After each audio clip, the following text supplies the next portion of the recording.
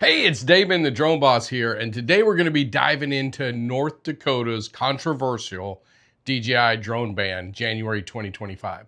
So this is House Bill 1038, and it has been fast-tracked through the North Dakota House of Representatives, and it's making waves in the drone community.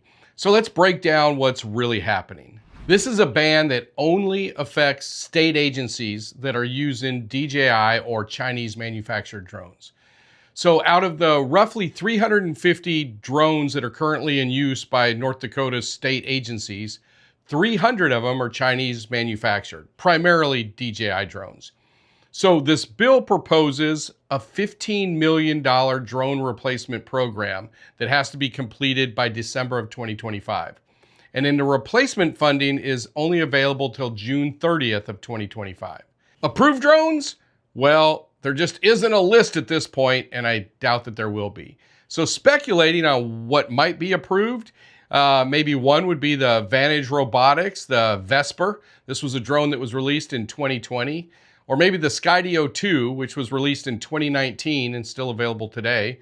Or maybe the Patriot Anafi, which is a USA version. It's a French company and it's assembled in the US. That was released in 2018. Now, unlike the Skydio 2 that was released in 2019 and is still being produced today, DJI has released 31 new drones since 2019. So don't hear what I'm not saying. I truly wish there was a USA manufacturer that was comparable to DJI in quality, features, and price.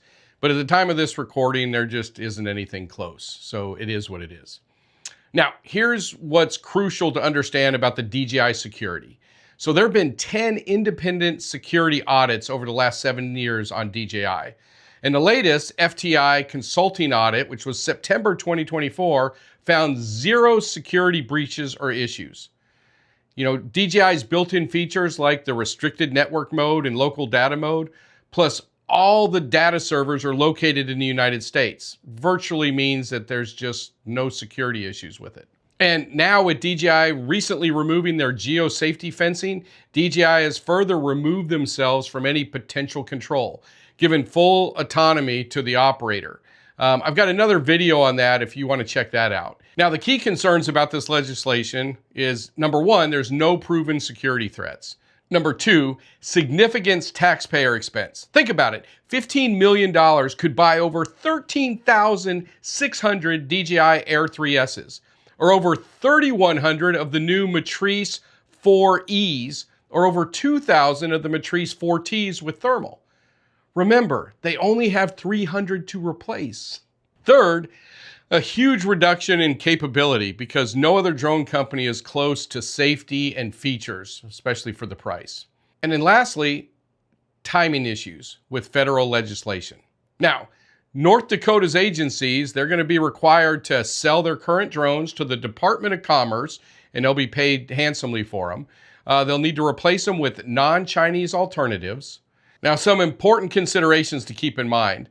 There's going to be more federal scrutiny coming in 2025 with drones.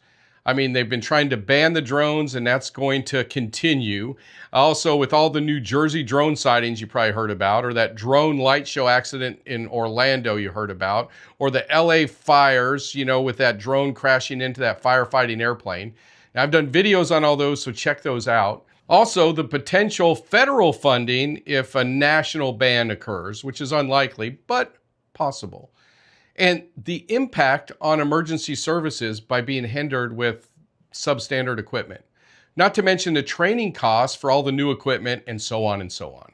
So looking ahead, there are 4 additional security audits planned for DJI this year alone, plus the potential federal legislation that could be coming down, the impact on state operations, and really the kind of lack of alternative manufacturer options. So before we wrap up here, what are the key takeaways? Well, number one, if this passes through the Senate, remember it's passed through the House already, but if it passes through the Senate, this ban only affects state agencies. So if you're a commercial or recreational drone pilot and you're not flying for the state, this doesn't affect you. Now, the $15 million price tag, it really needs justification because remember, they only have 300 drones to replace, and the drones that they're currently flying are from $500 to a couple $1,000. not $50,000 each. And this whole thing with the DJI security concerns, this remains unproven, even after independent test after independent test, and with 4 more scheduled this year. Now, also, federal action may supersede the state efforts, which we've seen happen in the past. And again, this only affects state agencies. If you're in North Dakota, contact your state senator. And if you're elsewhere, stay informed about the drone legislation in your state. Don't forget to share this video, especially if you're from North Dakota. Till next time, take care and fly safe.